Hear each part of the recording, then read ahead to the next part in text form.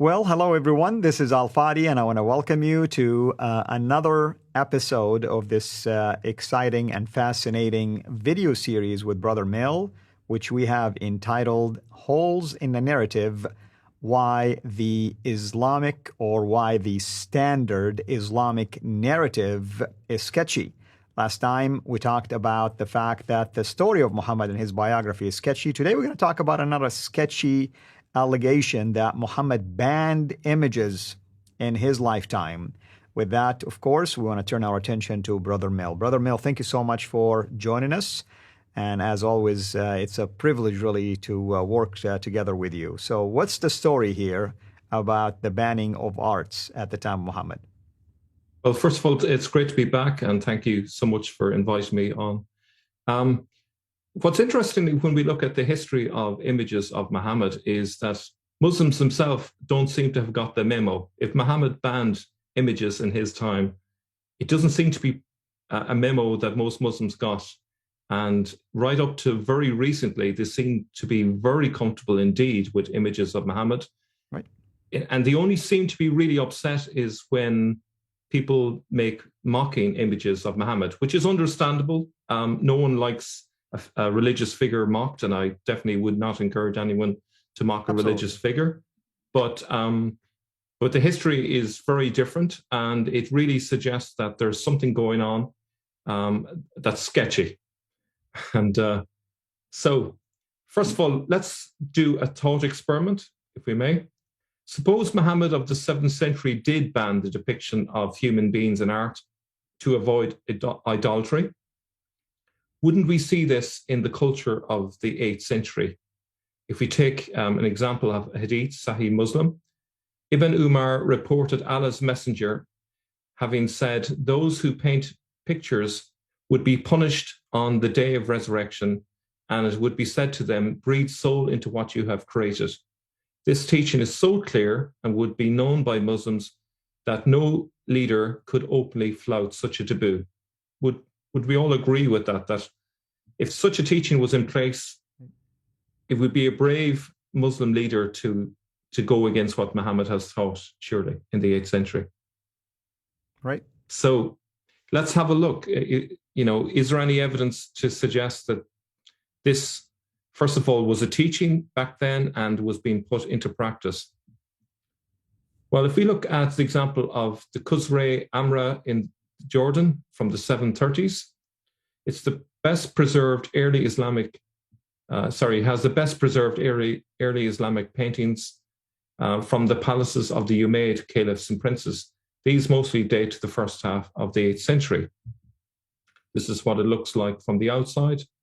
The bathhouse of this building was built for the Prince Al-Walid ibn Yazid. It has an audience hall and a suite of 3 bathrooms.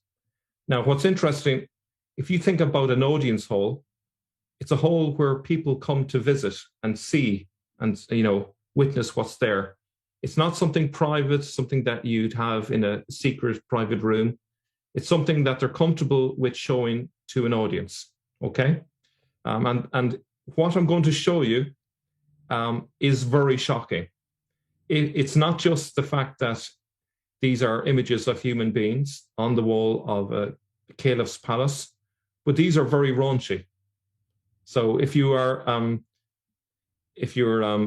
offended by that, it's probably best not to watch. But these are quite scandalous images. It would appear the caliphs never got Muhammad's memo. As described by Dr. Beatrice Leal, in the middle of one wall of the audience hall, a semi-naked woman stands at the edge of a bath. She is watched by a group of men on a balcony, some of whom point at her, and one dressed in a bright blue robe on the far left leans forward over the railing to get a better view. So now, some people have pointed out this naked woman looks more like a man. I'll leave that to you to decide which you think it is. Is it a man or is it a woman? But in any case, what we see in the early part of the 8th century, so we're talking the 730s, is images of human beings on the wall of the Caliph, which completely defies what Muhammad supposedly taught only a few decades before. That's right.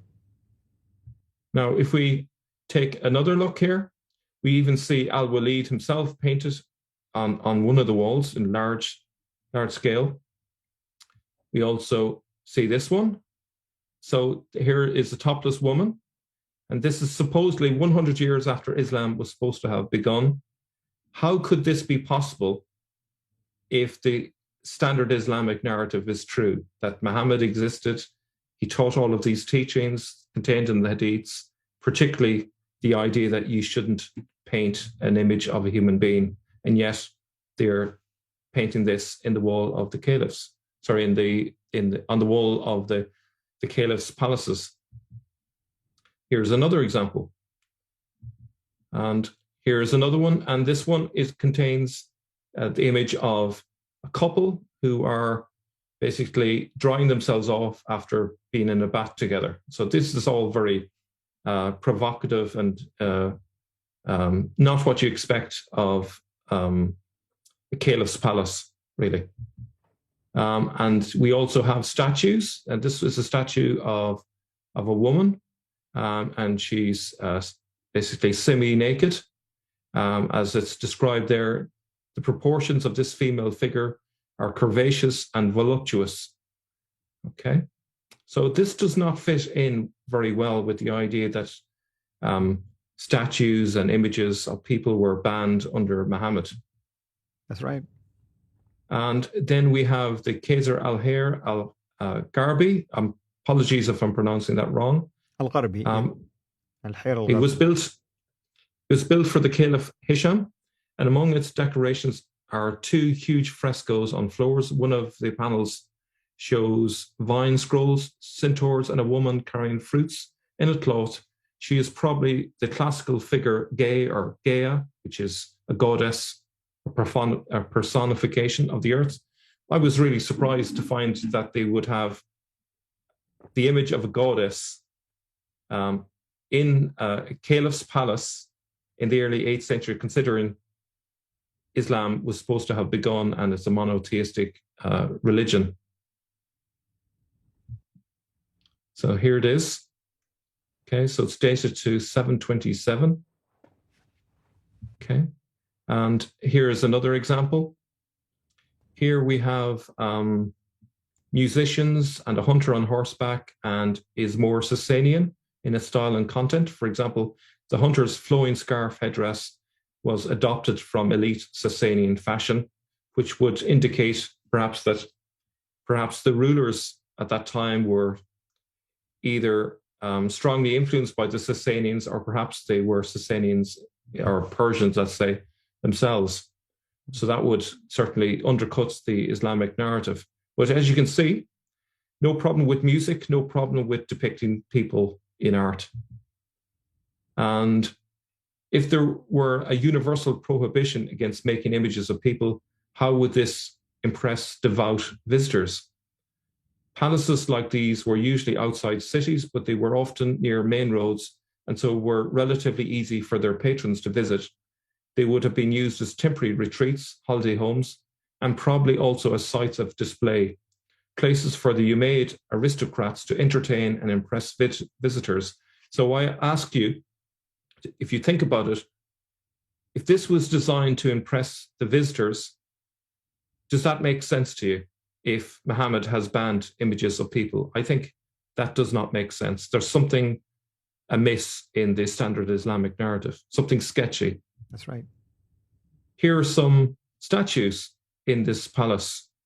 No problem depicting people, seem to be quite curvaceous.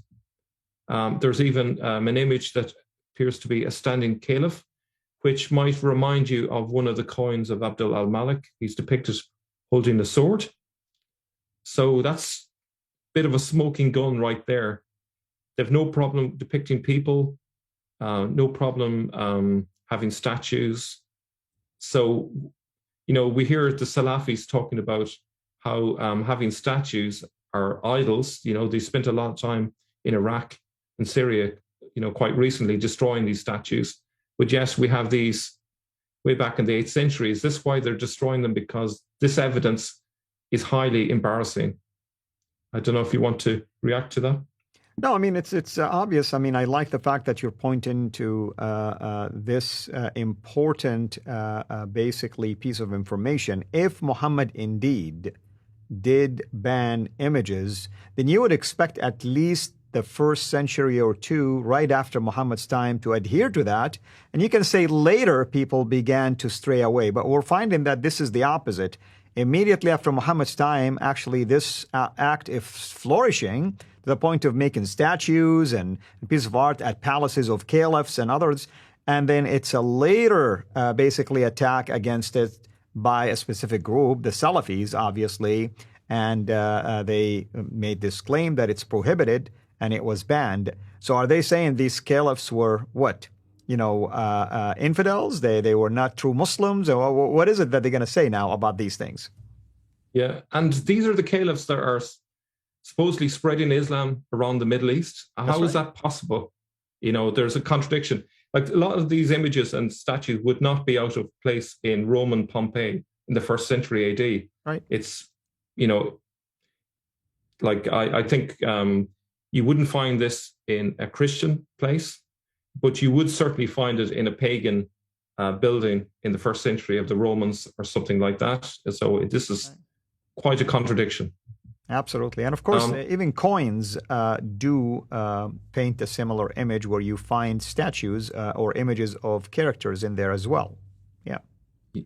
So it didn't end with the Umayyad. So it continued right through into the Abbasid period. And this is just one example. This is an image of a creature. You can read that for yourselves. But they have found artifacts with a pair of dancing women pouring wine into bowls. Another thing that was supposed to have been banned in the 7th century, Muhammad is supposed to have banned wine, and yet we find images of wine appearing in the 9th century still on artifacts. So this is really embarrassing. Yeah. So did Muhammad really ban images in his time? My verdict is that it sounds sketchy. I don't believe it. It is true. It looks more like that the hadiths came after the fact and were redacted and made to look like they came from that time. It doesn't add up to me. And we're seeing evidence of this already. Things happen after the fact, not before, but after. And it was kind of like redacted, like you said, bringing it back to the way it should have been at the time when the events took place. So it doesn't work this way. You see it with the hadith, you see it with the biography, and now we are beginning to see it even in many other elements. So, folks, as you can see, this is why we told you this show is going to be exciting and at the same time bold. We apologize, of course, to you in advance about some of these images, but we wanted to show you from the Islamic architectural and Islamic archaeological sites what is there. You can go and investigate it yourself. I mean, my brother here, Mel, brought up things about actual locations that you can go yourself and see for yourself what's there. We're not really inventing anything. These days, you can even Google things. You can even probably Google Earth and go and watch it from a satellite image. Whatever the case might be, we're only reporting. We're just the messengers. Don't kill the messengers, of course. We are just sharing with you what we're finding, and we're asking logical questions. If Muhammad banned images, then I can tell you, if that was the case, then these caliphs failed and failed miserably to adhere to what Muhammad basically was commanding. In fact, I would argue and say they violated Muhammad's command. They showed complete disregard to his teaching. And these are the leaders of the Ummah, by the way. So imagine now how things started it for Islam, not on a good right foot. It started it really in the wrong direction. If that was the case, unless that hadith was invented later because someone's feelings were hurt, maybe someone began to realize, oops, if we're teaching piety, we cannot be acting this way, so we have to find a such justification for it. And that's when you start seeing these hadith being collected. No wonder Bukhari discounted, the majority of the hadith he collected, and he collected north of 600,000, and he only have 7,000. And he says the rest of them were fabrications. Wink, wink. So that's what I leave you with. Thank you, brother. Thank you, everyone, for watching. And until we meet again next time, have a blessed day. Thank you for watching this video. Be sure to like and subscribe to our channel CIRA International and click on the bell so that you receive notifications whenever we publish a new video or go live. I would also like to appeal to you to consider becoming a Patreon patron by clicking the link right below. By doing so, you can give towards the production of these videos. There are also other options for you where you can give to our channel. I thank you from the bottom of my heart.